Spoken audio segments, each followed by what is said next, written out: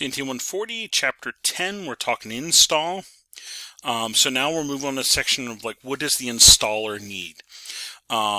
Installation might actually need some big hardware, especially if we're doing outside plant. You might need bucket trucks, trenchers, cable plows, etc. And some contractors own this stuff, but some actually just kind of rent because it's more costly to rent for that particular job.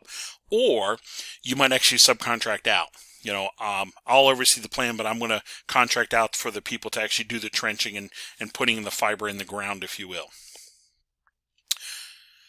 When we're dealing with outside plant, we're typically going to deal with fusion splicing. Fusion splicer prices have come down, so many contractors actually have them now. If your contract doesn't do them very often, you might rent them, but a lot of your contractors doing, single mode fiber install are going to have the fusion splicer. They own, most contractors own termination equipment for multi-mode fiber. It's used on most jobs, so you might actually do the termination polish, adhesive polish, etc., or the pre-polished splice type that I showed you in the lab room. You need to make sure they have the appropriate equipment. The epoxy hot melt need different curing ovens. Make sure the epoxy or the anaerobic adhesives, the super glue, if you will, make sure the expiration dates. Make sure you have consumables like the wipes, alcohol, gel cleaner, etc., connectors, that sort of thing. Making sure you have all that ahead of time. Pre-polished splice connectors are getting better and easier. That's the type I showed you. Need a good quality cleaver as well as a visual fault locator. Sometimes as you're doing terminations, you're actually using the visual fault locator to verify. Most kits now have, most newer kits can now produce connections that are low loss around, half a decibel. So you might need some of those tools and those supplies for doing that. They remind us about, with termination kits, pay attention to the condition of the tools, quality of the tools, but condition of the tools to make sure they're not too worn. Anything needs to be replaced or repaired. It takes time to do that. So make sure you have everything together. Make sure it's serviced. Check it ahead of time. So if you do need to have it serviced, you have time to do so. Make sure certain safety equipment, we're talking safety glasses, your fiber termination equipment, including a mat that you might work on top of for polishing and or just seeing the fibers better. We'll need visual fault locators that pretty much should be in a toolkit for checking to make sure, is this fiber okay, at least the initial check, and then optical loss test sets. So you would be doing the loss budget ahead of time and then testing on the job to go, does it match or meet? If you're doing outside plant, might need if you're doing outside plant, you'll mean OTDR. Any of the stuff that we would be doing premise cabling, we would not need that. But outside plant, you would need an OTDR to test your splices as you go. Training. Need to make sure you're not taking anything new to the job site, whether it be a technician and or equipment. So make sure you're getting training ahead of time. There is training that can be done online, even like through the Fiber Optic Association website, but some manufacturers might do training as well, and there's places that you can sign up for classes to go and use equipment to know how how to do this correctly. As we say here, websites, manufacturers usually have a training that can be done. This should be done ahead of time, especially if you're using like a new termination. Do this ahead of time in a client, back in the office in a clean environment, to make sure you understand how it's done. They remind us sometimes it is better to take a course. That's why we have the Fiber Optic Association out there. Sometimes you go directly to the manufacturer. Maybe if it's a specific new termination that they're using that's supposedly less loss or quicker install, you might actually go to the manufacturer as well. Some of this is difficult to learn kind of on your own. So again, you might actually go to that and maybe use some specific equipment that they have to know, okay, this is how you do it. So this is stuff we would need to buy to do this one. Sometimes you have a technician that is, maybe they're really good as an outside plant technician, but they might not know the premise techniques or vice versa. So moving from job to job, those people still might need a little bit of training to be like, oh, this is how we do it inside versus outside. Yes. Some things you can learn on your own. There is a lot of stuff you can learn on your own through, like the Fiber U and so forth. But sometimes you might need specific manufacturer training too. And this is why I remind you about all these kind of different options of Fiber Optic Association, Bixby, and so forth. Some of these can be pretty costly. That's where who you work for can send you to these training. Safety, yes. Outside plant safety is a big issue. You might need to do the call before you dig. You might need traffic control, flagger force, that kind of thing to keep a worksite safe. Any sort of cable placing machinery, that people need to be trained. In some cases, might need to be certified to do that, have permits and so forth to do that. Aerial installations, I have electrical cables I need to worry about. So again, we're looking at those kind of things to be safe of. And on the job, they need to kind of refresh the safety rules and make sure everybody's following those. Usual job site rules to follow, OSHA rules on what you do and don't do on a job site. Safety glasses, hard hats, high-vis vests, that sort of things. But fiber optic adds the element of working with the fiber optic. So I have eye safety, chemical, disposing of, and so forth. So safety rules should be known. We have them posted in our lab room, but on the job site they need to be refreshed and are posted for people to know what they should be doing. They remind us here that a lot of the premise type cabling, fiber optic light sources don't usually have enough power to do damage to your eyes. You don't want to risk it anyway, but they remind us that they're usually pretty low light. It's not until we get to the outside plant that we have the higher power lasers that could actually do damage to your eye. But it's kind of one of those, as we said when we were in the lab, we're just going to practice that way from the get-go. That way we're always maintaining that safety. And they remind us here about outside plant, your cable TV and telecom and so forth.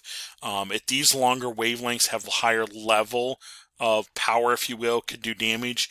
And especially when we get into like dense wavelength division multiplexing, one light source might not be enough to do damage, but when you have 16, 32, or 64 of those wavelengths coming through, that could be significant power to do damage to your eye. And they also remind us about when we're doing any kind of like checking of fiber with a microscope. They give us all kinds of numbers here and math about this. We need to make sure that's not hooked up to a light source. In our lab room, we had it on a cart on its own, so we knew it was not on a light source. But on a job site, you might not be able to see the other end. So you need to verify and or use a power meter to make sure there's nothing coming through, because it might not be a visible light spectrum. We need to make sure there's no light coming through before we hook it up to a microscope, because the microscope is just going to magnify any power that would be there. They remind us about bare fiber safety. Yes, as we're working with fiber, we need to be careful of the scraps from cleaving and splicing. Those scraps are clear and you can't see them. They're often very sharp and can actually bury into your skin. And they even show you here a little x-ray of a fiber shard basically in your finger. And they're hard to see. They also remind you of like these can stick to your clothing and travel from area to area. If they're around your eye, they're obviously difficult to see, but they remind us that if it does get in your eye or even near your eye, the tears from your eye make that shard practically invisible. The water on top of that glass makes it pretty much invisible, and it's not metallic, so we can't use any kind of magnet or anything to get it out of your eye. So it can be very dangerous. That's why they remind us of like, hey, safety glasses, absolutely. And that's why in the lab room we had those on. We had those on right away. And they remind us too about disposing of shards. I didn't show you, I don't think I showed you in the lab room, the cleaver that we have actually has a little container on the side to keep our scraps in. That was kind of like our safety plan. But termination should usually be done over a mat like this so you can see any of these shards very easily or carefully. They remind us about chemicals. A lot of the chemicals we're using, usually the type of chemicals we're using in our splicing is just the 99% isopropyl alcohol, which is flammable. We need to be careful of that. But as some of the other terminations, you might run into the adhesives, the epoxies and so forth, that can cause damage to fingers and so forth, as well as flammable. So we need to follow any safety procedures that are indicated with those chemicals we're working with. They remind us about splicing hazards. The fusion splicer, there's electric arcs in there. That's why the shields came over top. But there can actually be, that's an ignition source. So if there's any fumes around or anything like that, that could ignite those as well. That's why you need to be in a well-ventilated area. And it reminds us about no smoking on the job site for either ignition purposes as well as dust purposes. Electrical hazards, sometimes you're working in an area where you do have power cords and things by. So the people doing installing should be aware of that, be able to identify and be able to, steer clear and know to steer clear of those things.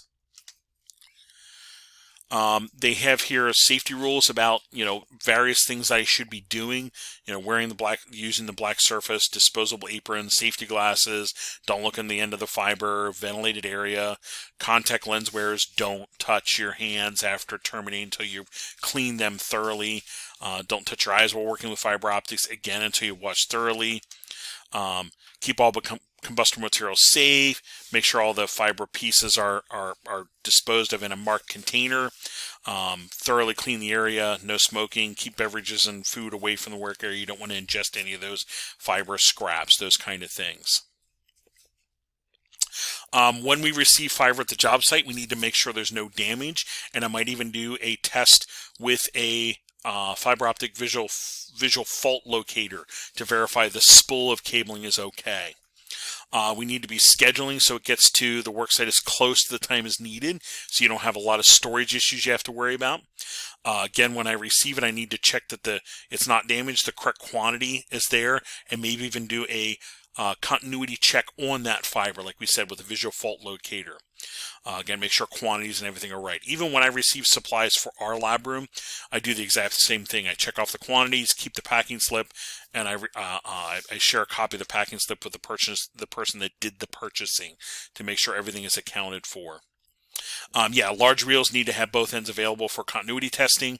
In large reels, I might even need to use special lifting equipment and do it correctly that I don't damage the fiber on the spool. And that's why they talk about using, a pipe through the spool and then the appropriate straps that will not pinch the spool and do damage to it. Storage, clean, dry environment, protected from harsh environments. And again, I might need security for protecting those components over length of time. General guidelines here, care should be taken to make sure we're not exceeding the bend radius or kinking the fibers to do damage. Follow the cable manufacturers if they have any special requirements for. Check the length to make sure we have enough pulled for the run as well as enough for splicing the run. Try to complete that in one pull if possible. That way we're not doing multiple pulls on that. Make sure the route is okay before we do any of the pulling, obstructions, that sort of thing out of the way. Make sure you're watching the pulling tension. We said before about making sure we're tying onto the strength members and using that swivel eye, maybe even using a breakaway swivel eye to make sure that we don't have too much tension on, but making sure I'm attaching the swivel eye to those strength members so we don't have too much twisting of the cable as we go. Cables should not be pulled by the jacket unless it says so, and that's where we use that Kelman grip to grab a hold of the long length of the jacket, if you will. Don't exceed the pulling tension so we don't damage the cable that way. If pulling in long conduits or interduct, I need to use the proper lubricant that is compatible with that jacket. And again, still watch your tension. Watch the tension as well as maybe using a breakaway pulling eye, as we said before. And then on outside plant, as we showed you before, as I'm pulling, I might do actually from the middle out one direction, and then from the middle out the other direction, then splice together in the middle. That way I don't have too long of a pull to increase the tension. As I'm pulling, I need to make sure I'm not spinning off the side of the spool. I need to make sure the spool rolls freely and I'm pulling it off just as you're showing here. That minimizes the twists in the cable, which can cause damage on the fiber. Again, swivel pull eye as I'm pulling the cable so I'm not twisting the cable too much, and making sure I'm attaching to the strength members as I pull the fiber. We'll come back in the last little podcast here to finish up the end.